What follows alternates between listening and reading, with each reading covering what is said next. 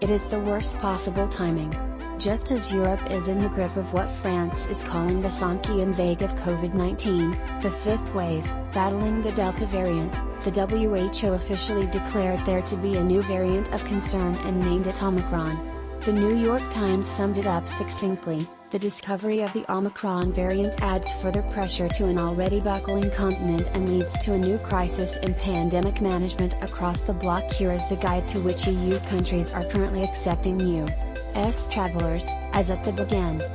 As ever, these rules are in flux and liable to change from the time a trip is booked to the departure date, particularly for unvaccinated U.S. passengers, which might impact on insurance policies. This has never been more true as the world holds its breath to see if the new COVID-19 variant Omicron.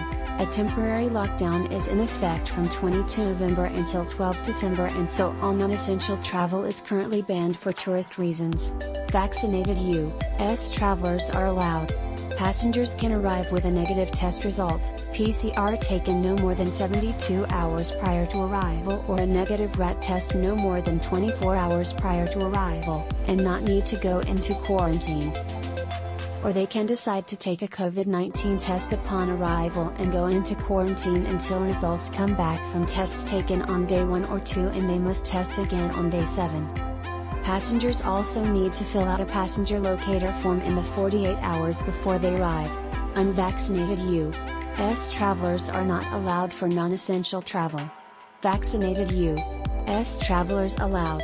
Everyone must either show a valid EU digital COVID certificate, have proof of a negative PCR/antigen test result, or enter 10-day quarantine. Unvaccinated U.S. travelers allowed. Everyone must either show a valid EU digital COVID certificate, have proof of a negative PCR/antigen test result, or enter 10-day quarantine. The U.S. is currently classified as an orange country. Vaccinated U.S. travelers allowed, providing the inoculation happened in the past 365 days, or if they can prove they have had COVID-19 in the 11 to 365 days before arrival. Unvaccinated U.S. travelers allowed, with proof of a negative test result taken no more than 72 PCR, or 48 antigen hours before arrival at the Croatian border. Or they can get tested at the border and head into quarantine, or they can choose not to get tested and enter a 10-day quarantine for the duration. Everyone arriving for tourist reasons must also show proof of paid accommodation for the entirety of their stay upon arrival, vaccinated or not.